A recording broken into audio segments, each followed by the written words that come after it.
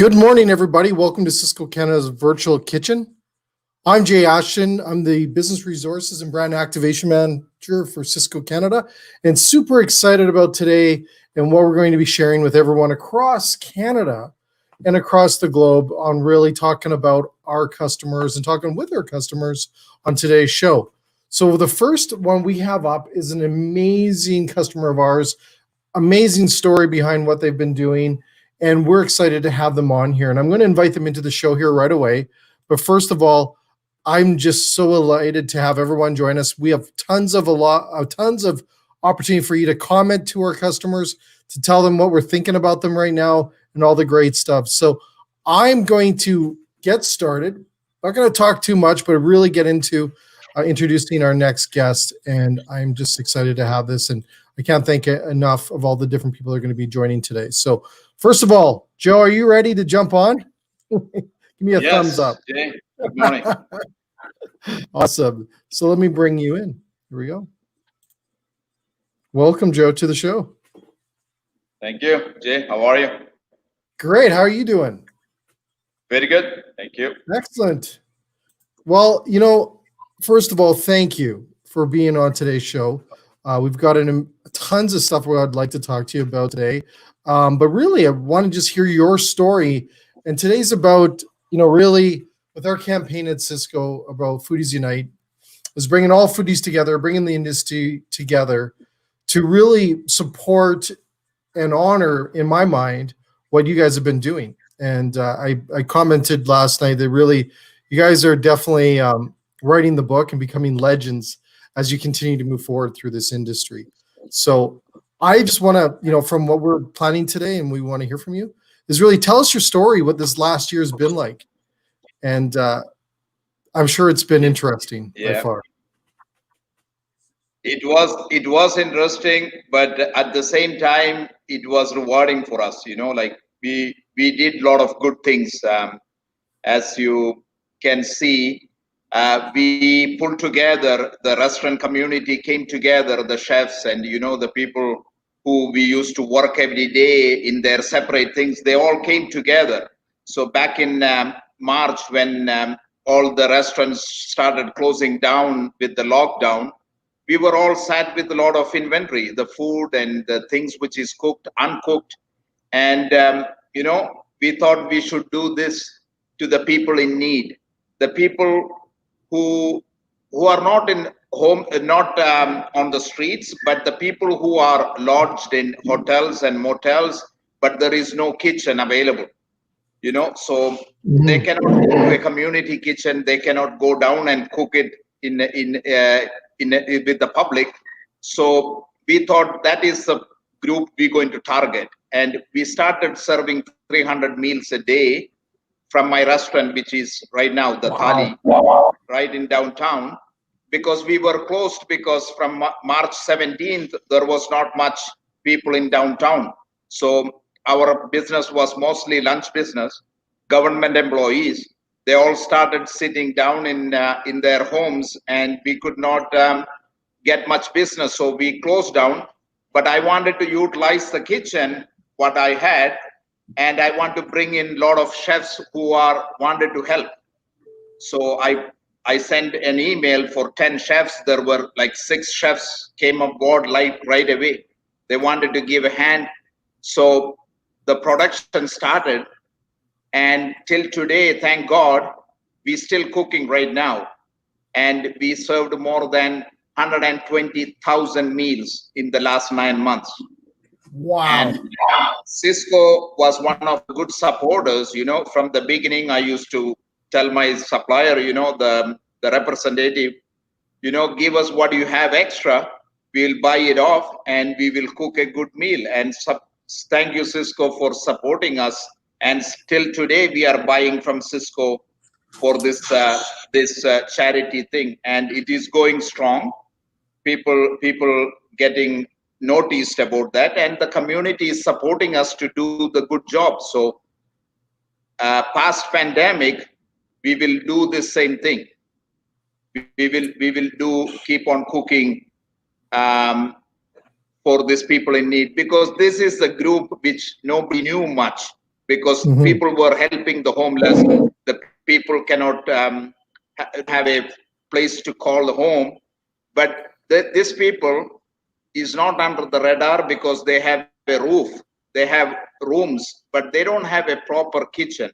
And a lot of these customers cannot cook because they are single, they don't have that ability to cook. And there are some families, but there is no kitchen. So we still continue to cook it Monday to Friday, and even sometimes during the weekend. And during Christmas, we served like 1,200 people. 24th of December, we served a good roast chicken, the complete meal for a family of 4 or 3. We served that, and we continue to do so. During the pandemic, I spent my time very wisely. It was fun to do those things which there is no much pressure to, but if you're running a restaurant on a daily basis, there is a lot of pressure and the staffing. But when I did this, it was rewarding, and it was relaxation, and we sit back and thinking, there is a lot of people who cannot have a hot meal, and what we did is only hot meal. We try to serve the meal the day we cook, we try to serve it hot. So that is also another thing what we did, and we continue to do.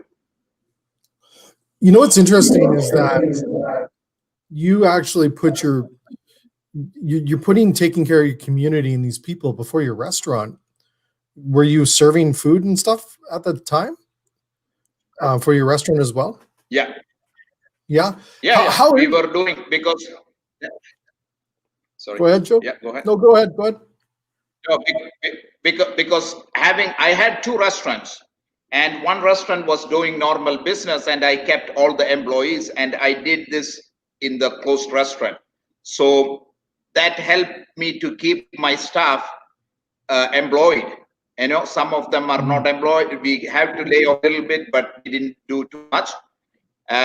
So we had an operation going, and in the morning, daytime, we were cooking from this kitchen, and we were serving. So we were employed a few more people, and it was win-win situation for everybody.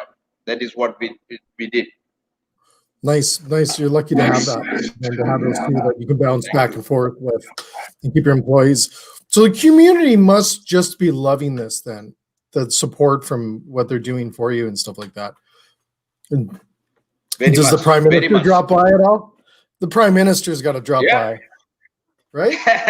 they recognize, but the mayor is on board. The people, but we are not to do for the sake of publicity. We are doing it to make sure that these people are taken care. And we used to serve most privileged people. And during a pandemic, I don't think I will have another pandemic, and I don't want to have another pandemic in my lifetime. But this time we should look after each other. The policy, like we should not look every neighbor. We need to take care of them. That is what we did. And yes, the community is very much support. They come down and they say, pat on the back, or they put a small donation and say, you continue what you do. That makes us to go more and more, go forward. So without the community help, we cannot sustain. But I think they are always behind us, and they do give us good business so that we can do all these things on the side. So we do that, and I'm thankful for the community. Isn't that awesome? So let's talk a little bit about your restaurant, because I did some research. It sounds incredible to what you cook and what you prepare. Do you want to share a little bit about your restaurant, your one you're in today? Yeah.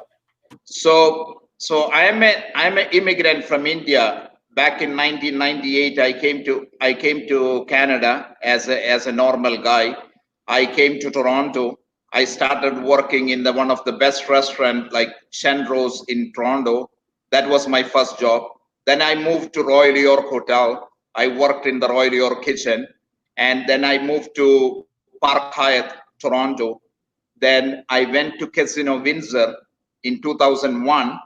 And when all this September 11 happened and the business gone down, I moved to Ottawa. And back in 2001-2, then I worked at the Crown Plaza for a little bit time, like 2-3 years. Then I figured it out. All these Indian restaurants pretty much have the same menu, and they were doing the Northern Indian fare, and it was all the same. Just the names are different, but the menu looks same, the dishes look same.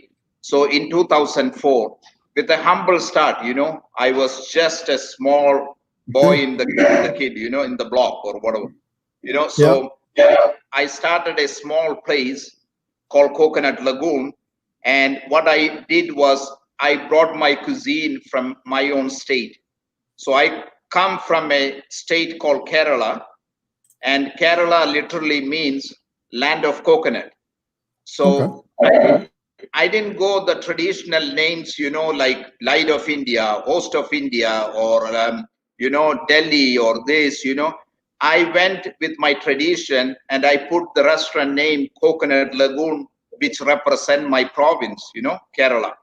So I started very humble beginning, and people didn't even know. Some people used to come to the restaurant, check for the menu, and if they don't see the butter chicken in the menu, they will say, "Oh, this is not an Indian restaurant. We should leave." So they used to walk out in front of us, but we kept on.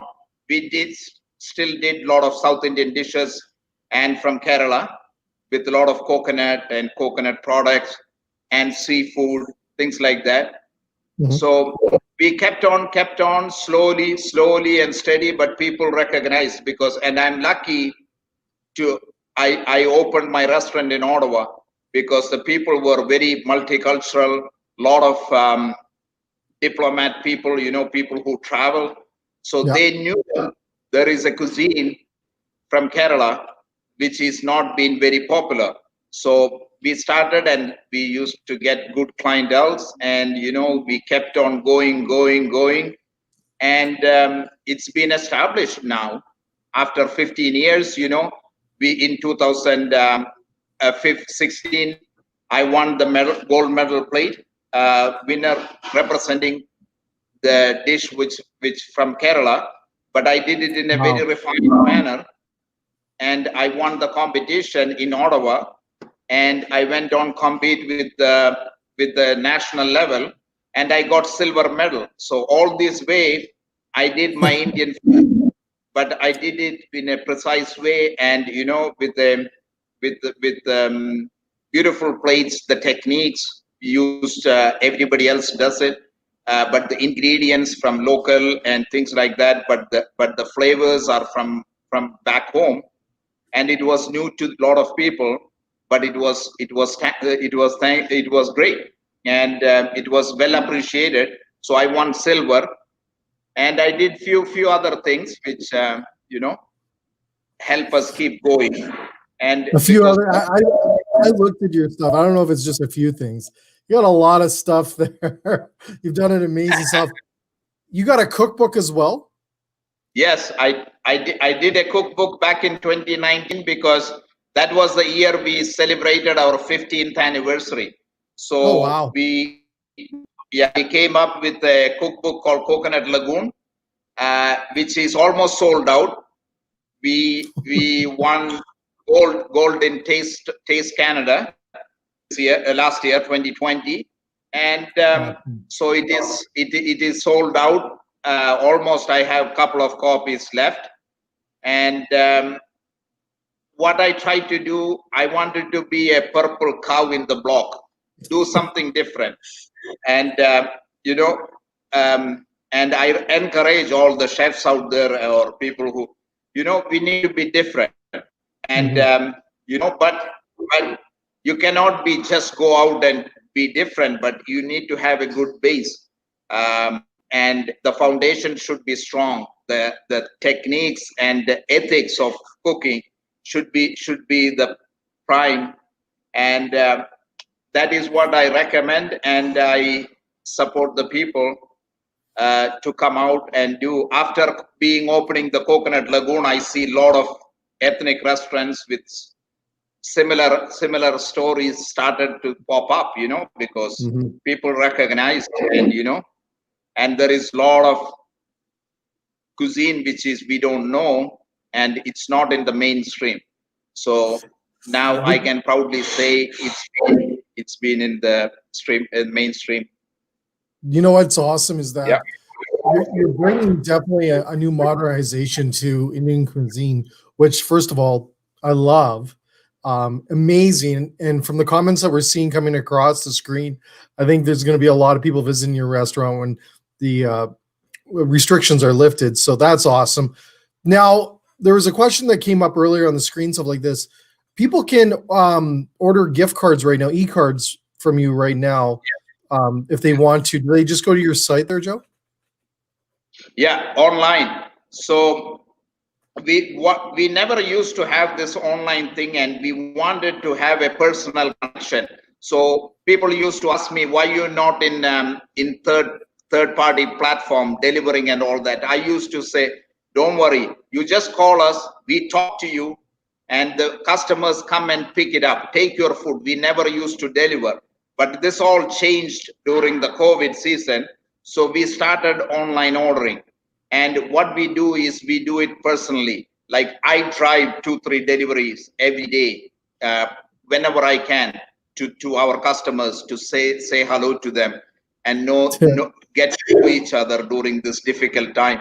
And I employed almost half of the staff to drive around, so that we're not paying to a third party, and we employing our own staff.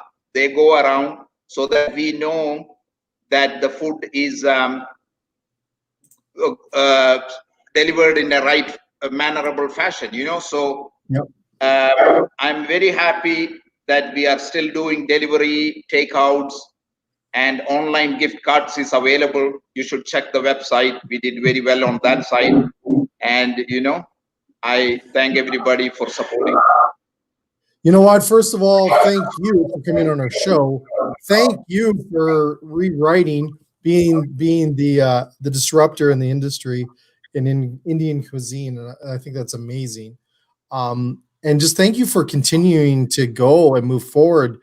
And really today, one of the big things that we wanted to get out of all this is that you're going to inspire a lot of other restaurants to keep going and keep moving forward. And it's unbelievable. So thank you for doing that. And thank you for continuing to fight. This is not easy times, and to see what you're doing and to hear your story that you're giving back to the communities, unbelievable. So thank you, thank you, thank you. Thank you very much, Jay. And I just want to add one more word. A chef can fill up somebody's heart by giving a good meal. It will lighten up their heart and fill their hearts. So continue to do, and thank you very much for inviting me. Thank you. No, thank Stay you, safe. thank you. Awesome stuff. So you know what, everyone, check out his website. Check out Joe's website. It is incredible. We're going to tag it on the top of the show today. But please check it out. He's got amazing dishes. And then when the restrictions are lifted, or if you're in the Ottawa region and you want to order out, like you said, go to his website, check it out, grab an e-card, buy a whole bunch of cards, gift cards for your family and everyone, and get there and support Joe. And Joe, we just can't thank you enough, and all the best. And awesome stuff. Take care. Thank you. Bye-bye. Yeah. So as we move on to the next customer, and we're super excited, and he's sitting there in the green room. Chef, you can wave at me if you want. But we're good to go. But that was awesome. So thank you, Joe, for amazing inspiration and what you're doing to the community. This next customer of ours, unbelievable. And I actually get to talk to finally someone from Parry Sound, Ontario. I have never talked to someone from there, so I'm excited about that. But first of all, I'm going to introduce him. So welcome, Chef. Let me just hit the right button here. And there you are. Hello, Jay. How are you doing today? Good. How are you doing? Fantastic. Thank you. Thank you. So let's talk a little bit first about who you are. Where's your amazing pizzeria? And you've kind of pretty much own the Parry Sound Pizza area, I'm assuming. Yeah, we kind of capitalized. My name is Mauricio. I'm from obviously Italian heritage.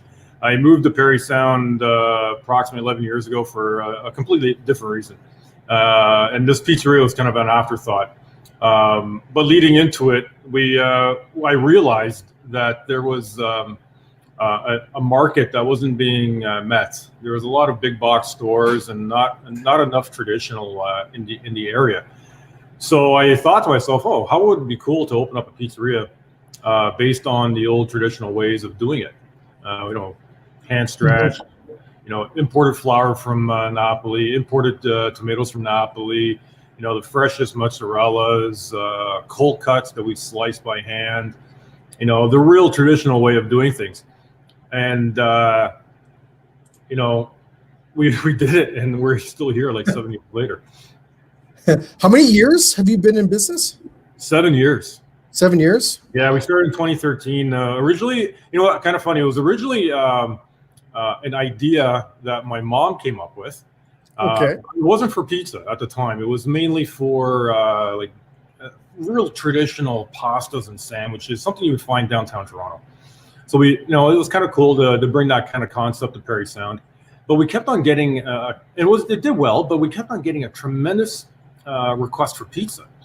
And so I was like, okay, you know what, let's give it a go. But at the time, I didn't know how to make pizza, to be completely honest. I didn't even know how to cook the dough ball, honestly. So I was like, okay, so if we do this, I got to learn how to do it because I have no clue. So I found a school in Toronto. And I found them on Google. They're called School of Italian Pizza. That's run by a very nice gentleman by the name of Francesco Zulian.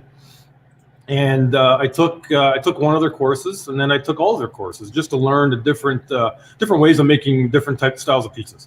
So the original course I took was the traditional course, is what we do now. I took the Neapolitan course, and I took the Roman style pizza course. And I found that the traditional is the most accommodating kind of pizza, because you can eat it with your hands, you can eat it with a fork and knife, you can be in a tux, or you can be in flip-flops and shorts. It doesn't really matter, right? Neapolitan style pizza, it's very hydrated. It's much more of an elegant pizza, so you should sit down with it, have a fork and a knife. And Roman style pizza is it's very time consuming. So it didn't make sense for me in the respect of time management, and plus my building at the time was very tiny. So with Roman style pizza, you need a lot of refrigeration space, and that's something I truly lacked. But traditional fit the model really well. So we decided to go that route. And traditional is like classic pizza. So it's thin crust, still 3 millimeters in the center, between 11 and 13 inches in diameter. And, anything that you can basically think of. You want a pepperoni pizza? No problem. It's, Parmesan tomato sauce, shredded mozzarella, fresh pepperonis, and away you go. Or if you want something like really nice, if you check on my website, you'll see some of my gourmet pizzas. We call it a shipwreck. It's like a pesto base with bacon, arugula, fresh feta, cherry tomatoes, balsamic reduction, Himalayan crust salt. Anyway, that pizza there, for instance, won me a gold medal when I was competing in Europe. Really? Oh yeah, we do a couple of competitions. Before pre-COVID, we travel to Europe to do competitions. So I actually get into that. The reason why we do that now was because I was invited to a competition in Toronto, and it was being hosted by the Canadian Culinary Federation. And they asked, if you would like to participate, please submit a resume. And I was like, a resume to compete? They're like, okay, whatever. So I drew up a resume and I submitted it, and they accepted it. And when I get there, and this is like one of my first kind of major competitions. When I get there, I'm like, what am I doing here? Because they're everyone's Red Seal chefs, like everywhere. It's like, and I thought this was a pizza competition, right? So anyway, yeah, it's a pizza competition, but they're all Red Seal chefs. So long story short, second place was the executive chef for the Delta Hotel in Toronto, and I got first. No way. Yeah, I'm not saying I'm better than that individual. He's a fantastic chef. I'm just better at pizza. That's all. Where's the award? It's got to be close to you. Yeah, you know what? One moment. I'll I was going to say, if I know chefs, that award is somewhere within 10 feet of you. Oh yeah, you know what? When you win awards, you have to put them in your you have to put Exactly. them in See, I knew it. I knew it. Center, right? Yeah. If you don't brag about yourself, who else is going to brag for you, right? Exactly. So yeah, so I won the competition, and the grand prize. Well, part of the grand prize was becoming an official member of the Canadian Culinary Federation. Yeah. And as far as I know, I think I'm the only dedicated pizzeria that is a member. I could be mistaken, but I'm pretty sure that's the fact.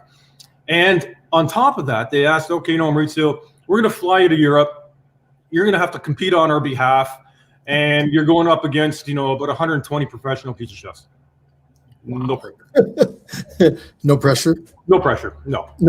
Paid. It was a fantastic trip. What an experience. And yeah, I'll be completely honest. I was a mess. I was so nervous. But it's everyone. The first major. This is an international competition now. This is not even local.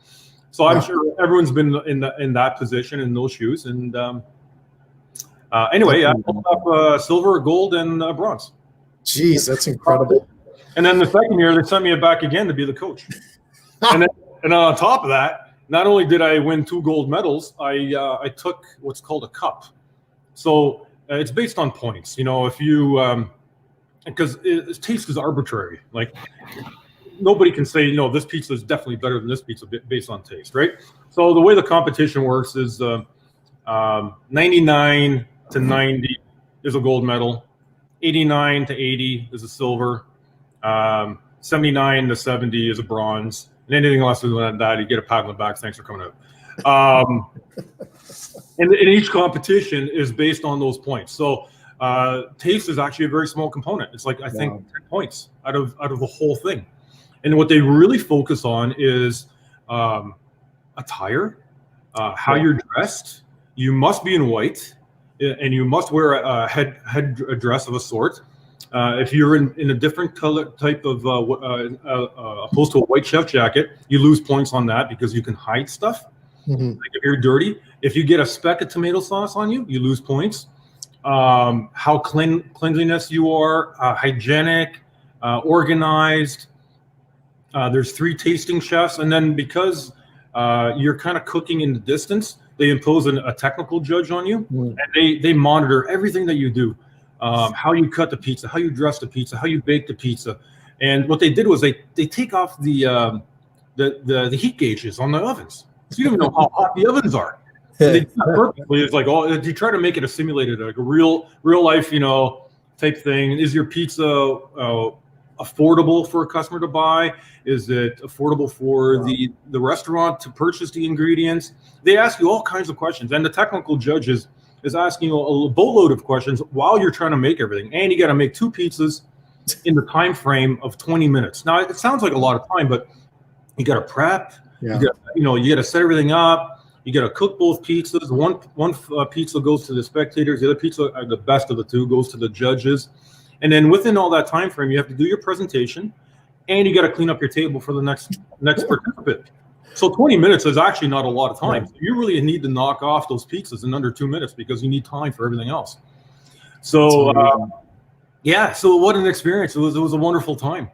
So I want to ask, first of all, your passion for pizza is incredible. Thank you. Which is awesome to hear. I want to talk a little bit about this past year. Yes. So what's this past year been like for you? This past year has been, it's been bad and it's been good at the same time. And then the reason it's bad is because it's affected so many people on such a wide scale. Good in a sense if you were to fine tune it to what an individual does, and you kind of take out the noise around you. Yeah.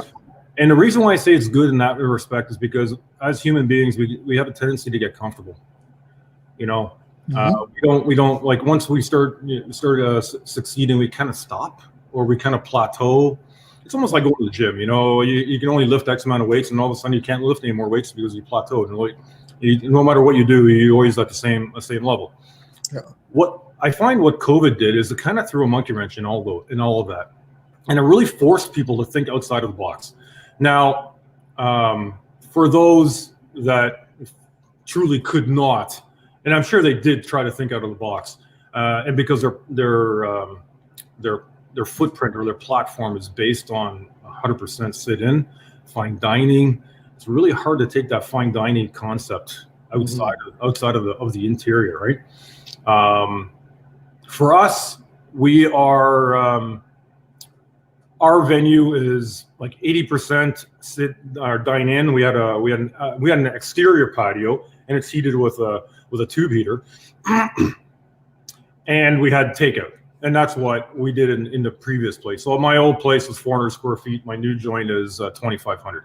So I was able to incorporate the dine in, but because we had that initial growth in the old place with primarily takeout, doing takeout again was a no-brainer. Was easy for us to adopt again.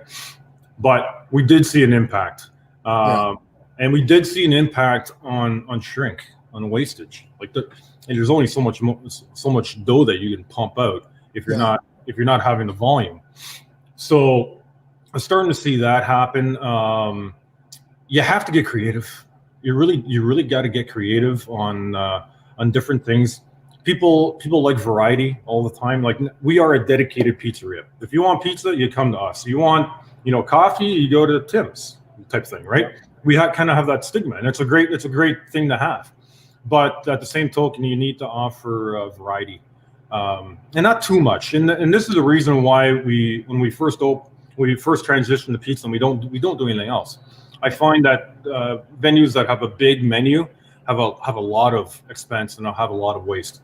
And sadly, that's another reason why there's very, very small margins in those operations. So what we did was a couple things. When COVID hit, we imposed as many regulations as possible to protect the staff, protect the customers. Social distancing, we did it right away. Masks, everything, whatever we needed to do when the staff interacted with the customers, we did. We didn't have and previously the customers would come in, they would order, and they would take away, right? So what we did was, because we wanted to create that extra safety bubble around customers, I took a chainsaw and I opened up a hole in my wall. You took a chainsaw? And I just cut out a hole in the wall. We don't have the room for a drive-through, but we have a room for a walk-up pickup window now. Nice. So that's what we did. So we put speakers outside, and they double as they play music, but I hooked up a loudspeaker system with a walkie-talkie. So what it does is, every time you click the walkie-talkie, it overpowers the music, and you can talk. So what we do, what we request to our customers, when you come into the parking lot, please remain in your vehicle, leave your window open a little bit, and please wait till your name gets called. And when your name gets called, please walk to the pickup window, and your pizzas will be ready. So what we do, we have an order for Thomas at 3:30 p.m. for 3 pizzas. We get on the radio, click, Thomas, hey, welcome to Mauricio's Pizzeria. Your pizza is ready. Please come to the pickup window. Done. Wow. Gentleman comes to the window. There's another actually kind of radical thing that we did do is we abolished cash right away. And being in the food industry, actually cash is the worst culprit for cross-contamination. You're always there's always some sort of thing that could fall through the crack when you're touching cash. We're a 100% legit company. We track everything, whether it's cash or plastic. It makes no difference. Still goes in my bank account, so it's always tracked. So it's like, what? Just get rid of it, and we just go 100% touch free, and then that's it. And then what's also another interesting thing is, any of your customers are debating whether to go cashless. If you reach out to your gateways, whomever they may be, Benares, Chase, whomever, you let them know that you're doing 100% transactions through their terminal, they will drop your rates. Considerably. And that's a great tip out there for a lot of other restaurateurs. It's a really good point, Chef, because it's one of those things that a lot of people kind of, I wouldn't say forget about, because we see it impacting our bottom line. Yeah. But it is something that you can negotiate back with them. Exactly. And they will give you amazing deals. Yeah. And there's some pretty amazing stuff they will actually do for you that I've heard over the pandemic. Right? Totally, 100%, 100%. And you know what? There's other savings in that as well. It's not just right at the terminal. Now it eliminates all the time you have to spend going to deposits, right? It eliminates external theft. You have no more cash in the building. Who's going to break it? You have no more potential internal theft, right? You know, people skimming off the top. They don't have that temptation anymore. It's not because there's no cash. There's no more cash registers.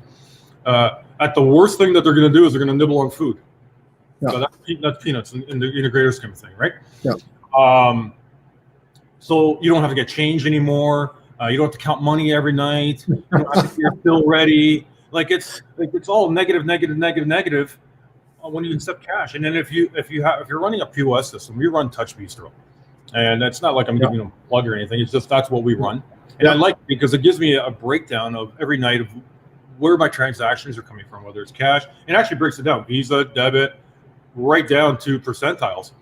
And in the last 5 years, cash has only been maybe 20% of my income. Really. Wow, really? So not that much, yeah. No. So okay. Well, you brought up a lot of memories of the counting the cash at night. Oh, pain.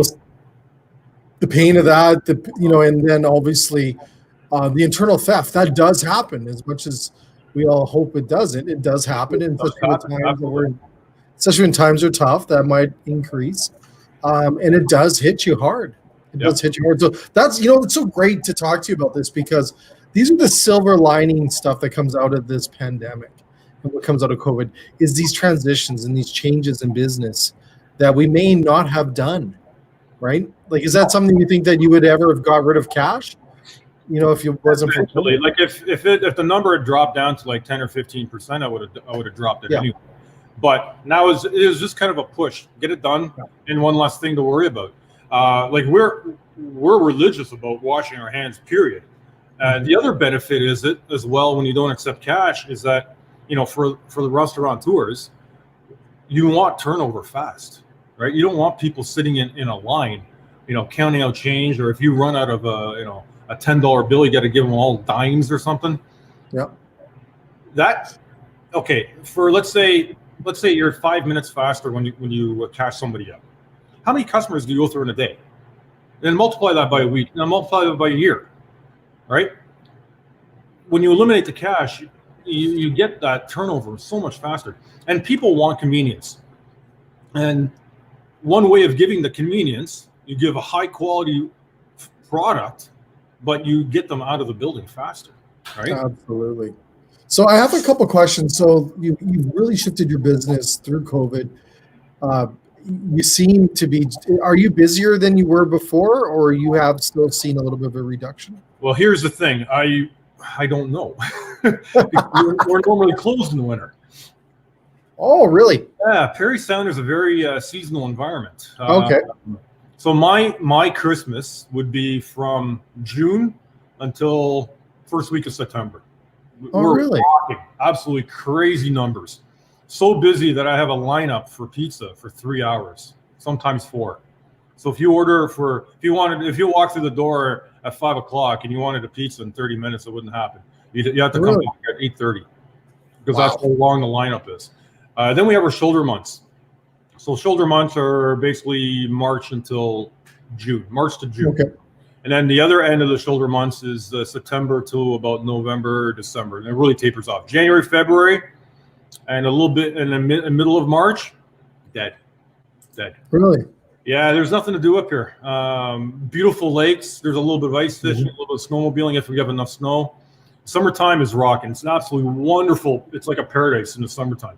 We have so population, here's an interesting tidbit. Population of Perry Sound is 6,000 people. Mm-hmm. That's it.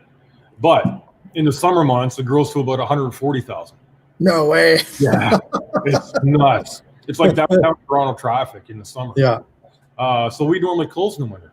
So, and we closed last year. And so to give you an idea of if we were busy, I have no idea. But we decided to stay open because of because of COVID. Really, there's not, Wow. and like not to abandon our customers. There's nothing to do. Like there's really nothing to offer them, right?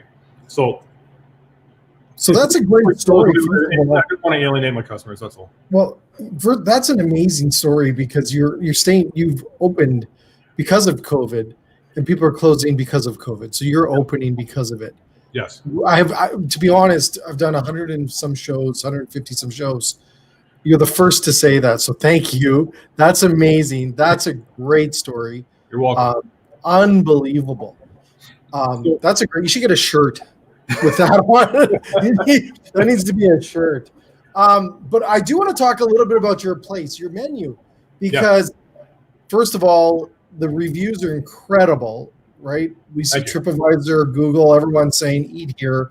We got comments from chefs from Toronto saying you need to eat here. That's coming up on the screen. Tell us a little bit about your food, right? Okay. Like what's the top selling item right now? Pizza. Top selling, it would be, it's really more runs around the comfort food, like the pepperoni. Okay. Obviously, pepperoni is a staple, right? We have something called, like all the other venues have a meat lovers pizza. We call it the carnivore. So it's the typical 3 meat. We have 5 meats on it. So it's bacon, pepperoni, smoked ham. We have calabrese soppressata. We have Genoa salami. And that's it. And then we have the big brother, and we call it cardiac. 7 meats. So we have those 5 plus we put on capicola and a sliced Italian spicy salami. And then what we do is we hit it with extra virgin olive oil and some rubbed basil, just to give it a little extra flair. So those are the comfort foods really that are most popular. We actually, surprisingly, my shipwreck is still quite popular. My vegetarian is a loaded vegetarian. We have something called a deluxe, and I call it the Mediterranean deluxe because it doesn't really have anything that's associated to a normal Canadian deluxe. It's more Mediterranean ingredients. So instead of black olives, we use Kalamata olives.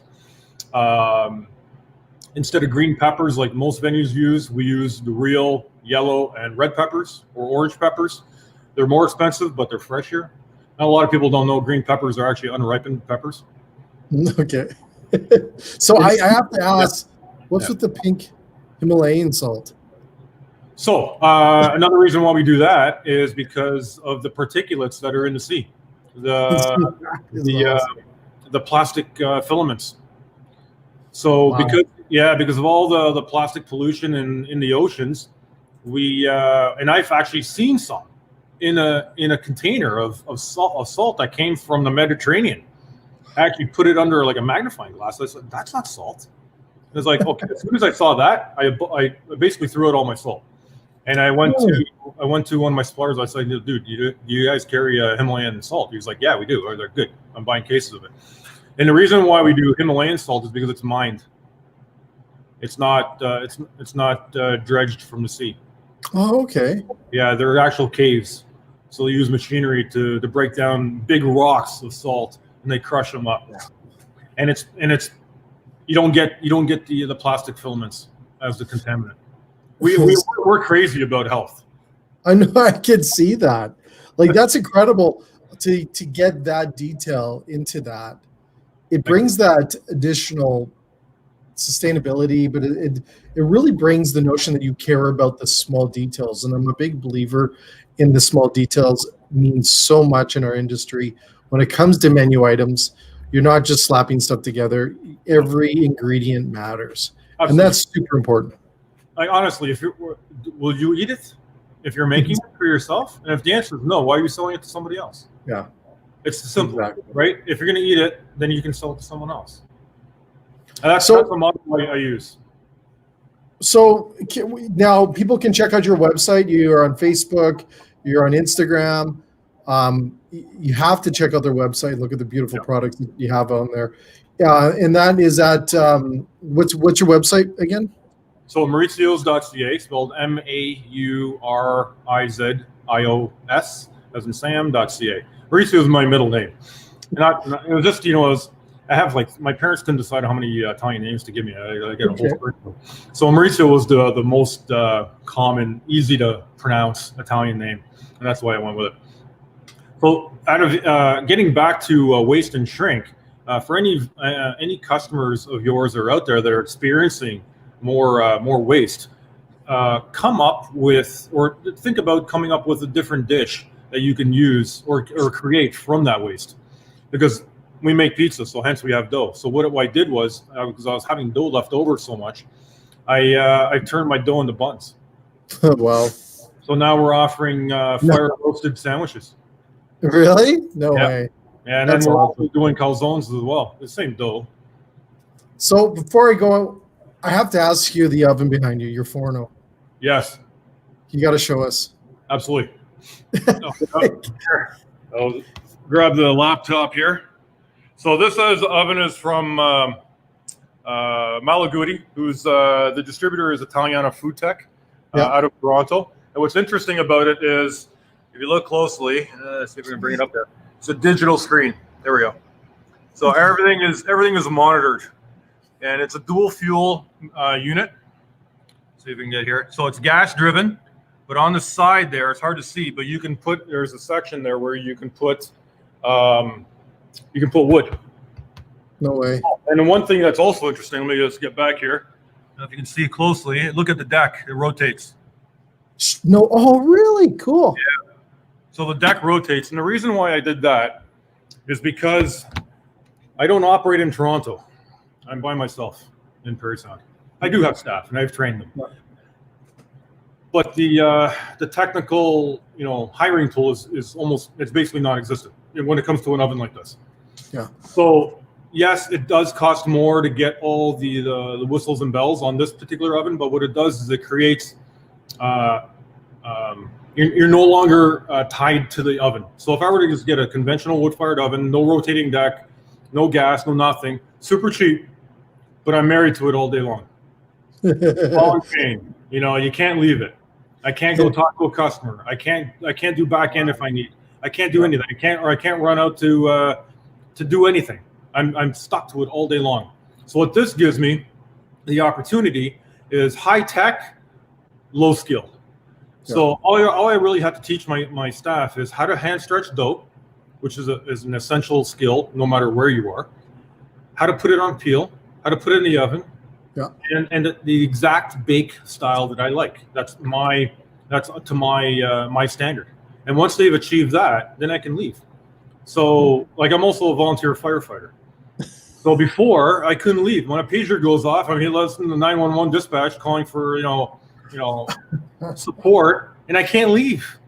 Yeah, that is amazing. Because I'm working, right? So now my two supervisors are trained to the capacity of that. I feel that I can leave now. So when pager goes off, all right, see you guys. I'm gonna go play with the fire trucks. That's awesome. So first of all, do you sleep?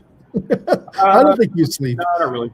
No, I don't think so. So that is definitely the Cadillac of ovens behind you. Yeah, that is incredible. So outstanding. So I just want to thank you, Chef, and to spend this time with us today and tell your story. It is probably one of the best I've heard in a long time about that you're opening up because of COVID. I haven't heard that, and I just think that's special, incredible. And from Cisco and everyone that's watching our show, and everyone's going to watch our show later, just thank you. Thank you for being a great customer. Thank you for inspiring a lot of other people that are going to hear that story and stay open and continue to fight. I think a lot of people are going to visit you this summer and come up for some pizza. And when we get things lifted, I am definitely going to make a trip up. So thank you again. Yeah. Actually, can I give your company a plug on one of your products? Sure, absolutely. Okay. So if there's anyone that's watching and they're a customer and they make pizza, especially for pizza going out and takeout, our biggest culprit for maintaining quality is how the pizzas steam out in the box. And if you're using a wax paper, you're going to get a whole ton load of moisture contents and build up below the pizza to make it soggy. So the way you combat that, Cisco has a product that they carry. It's a white sheet. I'll show it what it looks like. Okay. Here's our product plug for our show. Here's a product plug. Here's a product placement. So if you look closely, yeah, it's bumped. It's almost elevated. It's like, and then this is the bottom side, and this is the food grade side, right? Yeah. So it's hard to tell, but it's every bump is lifted all over the place. So what it does is it creates an air pocket underneath. Yeah. So it doesn't allow that condensation to build up. Yeah. And I've actually tested it. I put a pizza in the box. I left it in my car. I drove it home about 45 minutes later, and it was good. It wasn't like fantastic because you're not eating it fresh, but it was good. So, oh my God. So first of all, thank you for the product plug. Yeah. That is awesome because it's steam and moisture kills pizzas. It's not a good thing, right? I've seen a lot of people poking holes in pizza boxes now just to create that extra steam. Yeah, but the problem is it's down below. It's between the box and the base of the pizza, and that's where the sogginess comes from. It's right into a soggy pizza. I sure as hell. No, I remember those. I remember you tell me about growing up and you get the middle piece. Yeah, it was like, oh yeah, you don't want that. So, but I just want to thank you. It's outstanding to be able to talk to you. You know, you're passionate when you have to show a paper product at Cisco's about the importance of pizza. No one's more passionate. You are definitely the pizza king, I think, of Canada. So thank you again for everything you're doing. And we just appreciate it. And I hope all the best as you move forward, as you continue to fight this fight. And hopefully, it ends soon. And we get back to this new norm. And you get to put a lot of pizza in that oven. So thank you. I appreciate the opportunity to speak to you. Awesome. So all the best. And we'll see you soon. So for everyone else, we're going to be back again tomorrow with more customer stories. We got a lineup. A couple of the customers that were going to be on our show today, unfortunately, couldn't make it last minute. Things happen in the industry, and that's the industry we live in. But thank you for everyone on the comments. Great stuff. Nothing's better. Joe did send me a quick email earlier that he needs me to put a shout out for Food for Thought Cafe.